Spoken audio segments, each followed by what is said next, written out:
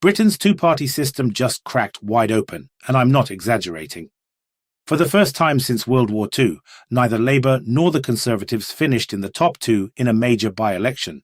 Meanwhile, a US submarine just torpedoed an Iranian warship thousands of miles from the Middle East, and Congress is scrambling to figure out who authorized it. Plus, Trump fired his own Homeland Security Secretary. A court just told the government to return up to $175 billion in illegally collected tariffs, and British newspapers are losing their minds over this Iran escalation. Stay until the end, because what British editors are saying about this war tells you more about the state of the world than any government briefing ever could. If this kind of coverage matters to you, hit that subscribe button right now. Every single subscription helps this channel reach more people who want to understand what's actually happening on both sides of the Atlantic. And if you want to go further, consider becoming a channel sponsor or dropping a super thanks. It genuinely makes a difference. Let's get into it, starting with the United Kingdom. Something seismic happened in British politics this week, and most people haven't fully processed it yet. In the Gorton and Denton by-election, the Green Party won with 40.7% of the vote. Reform UK came second with 28.7%. Labour and the Conservatives? Nowhere to be found in the top two. That has never happened in a major parliamentary by-election in modern British history. Now, one by-election doesn't rewrite the constitution, but zoom out and the pattern is unmistakable. YouGov's latest national polling shows the Greens at 21%, marking the first time they've ever reached second place. Labour has collapsed to 16%, a record low. The combined Labour-Conservative vote share has fallen below 65% for the first time since the Second World War. Think about what that means. The two parties that have governed Britain for a century are now struggling to hold two-thirds of the electorate between them. The political duopoly that survived Thatcher, Blair, Brexit, and a pandemic might not survive Keir Starmer's leadership and Reform's populist surge. Whether this is liberation or fragmentation depends entirely on what fills the vacuum. And speaking of Labour trying to shore up democratic foundations, the government has moved to restore the Electoral Commission's independence. They're scrapping what was called the Strategy Statement Mechanism, a provision from the 2022 Elections Act that gave the sitting government minister the power to effectively direct the supposedly independent electoral body. The same bill would lower the voting age, simplify voter ID requirements, and introduce automatic voter registration. Now here's where it gets interesting. The Conservatives introduced that strategy statement mechanism precisely so they could influence how elections are administered. Removing it is a genuine democratic reform, but Labour's credibility on democratic renewal is being undermined by their own polling collapse. You can't claim to be the party of the people when the people are choosing literally anyone else. Meanwhile, another British institution is rotting from the inside. A major water company has admitted to supplying water contaminated with the cryptosporidium parasite to customers for weeks.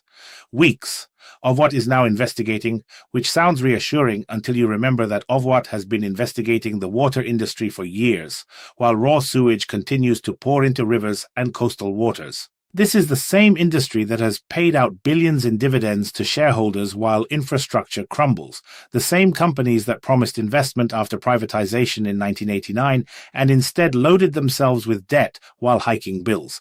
At some point, the question shifts from how do we regulate water companies to why are we letting private companies manage a basic human necessity this badly? The contaminated water scandal isn't an aberration. It's the logical endpoint of a system that prioritizes profit extraction over public health. And if you want to understand how broken some of Britain's institutions really are, consider this. A woman was sentenced to just 5 years in prison for killing a supermarket security guard, 5 years for taking a human life. Trade unions are furious, and rightly so. Security guards in Britain work long hours for low pay, with almost zero legal protection, and now the courts are sending a message that their lives are worth half a decade of someone's time. This case highlights something that rarely makes headlines. There are hundreds of thousands of security workers across the country who face verbal abuse, physical violence, and genuine danger every single shift. They don't have the protections that police officers have. They don't have the resources, and apparently they don't have the justice system on their side either. 5 years. The family will carry that sentence for the rest of their lives. Now let's cross the Atlantic to the United States, where the Iran situation is escalating in ways that should alarm everyone. We are now on day 6 of what the administration initially described as a limited operation, and the geography is expanding fast. A U.S. submarine torpedoed an Iranian warship near Sri Lanka. Read that again. Sri Lanka. That's thousands of miles from the Persian Gulf, thousands of miles from what anyone would consider the Middle East theater of operations. This is the first American military strike outside the traditional Middle East zone in this conflict, and it changes the nature of everything. Israeli forces have struck Beirut. Iranian drones have hit targets in Azerbaijan. And here's the detail that should keep you up at night. CENTCOM has requested officers commit to deployments of over 100 days. The initial briefings to Congress suggested this would be a 3 to 6 week operation. 100 days is not 3 to 6 weeks. 100 days is a war.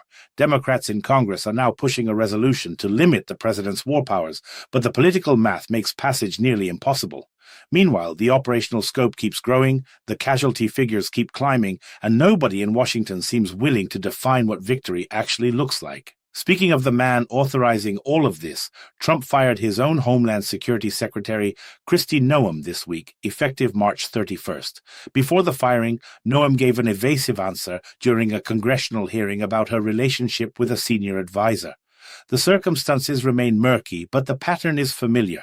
Loyalty is demanded, scrutiny is punished, and departures are announced with all the dignity of a reality television elimination. But the truly jaw-dropping moment came when Trump told a reporter that the United States should help choose Iran's next leader. He called one potential successor to the supreme leader a lightweight. Let that sink in. The President of the United States is openly discussing who should run another sovereign nation, as if he's casting a television show. Whatever your views on Iran's government, and there's plenty to criticize, the idea that Washington gets to pick Tehran's leadership is the kind of thinking that created the Middle East's current problems in the foray. Meanwhile, the Ethics Committee is investigating Republican Congressman Tony Gonzalez of Texas over his relationship with a staffer who subsequently took her own life. Gonzalez initially denied any personal relationship, then admitted what he called a mistake. He's facing a runoff election on May 26th. The investigation is ongoing, and the details are genuinely disturbing.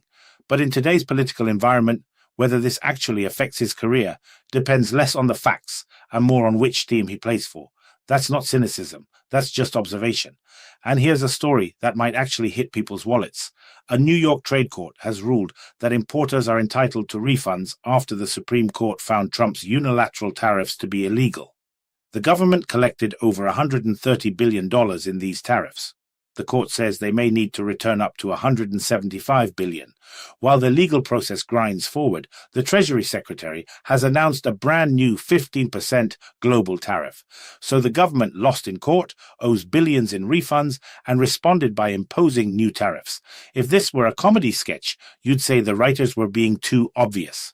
Now, I want to bring it all together with the story that connects both sides of the Atlantic. Every major British newspaper led with the same story this week: the USS torpedo strike on an Iranian warship near Sri Lanka. And what's fascinating isn't just the event itself, it's how the British press reacted.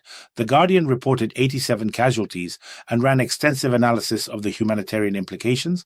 The Financial Times immediately pivoted to shipping and oil market risks, warning of potential disruptions that would ripple through the global economy.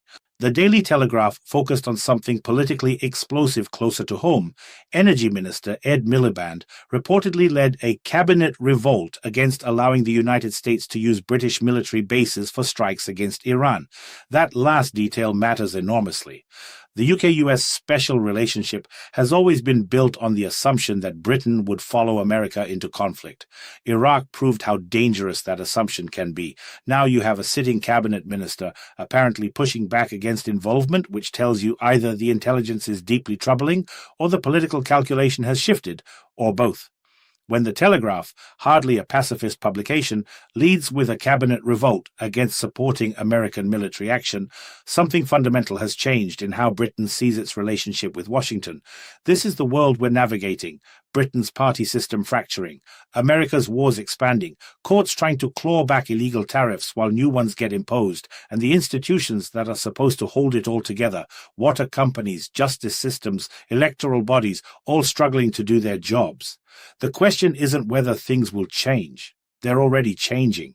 The question is whether anyone in power has a plan for what comes next, or whether we're all just watching the improvisation in real time.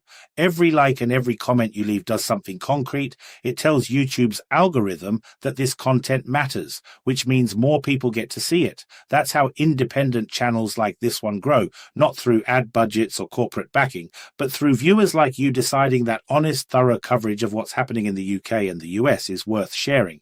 If you've been watching for a while but haven't subscribed yet, now is the moment. And if you want to support the work directly, channel sponsorship and super thanks go straight into the research, the fact-checking, and the hours it takes to turn complex stories into something that actually makes sense. Producing this kind of content independently means no editorial board, no corporate pressure, just a commitment to getting it right. Your support is what makes that possible. Drop a comment below. Tell me what you think about the two-party system collapsing or whether Congress will ever rein in these war powers. I read every single one. Thank you for being here. Genuinely.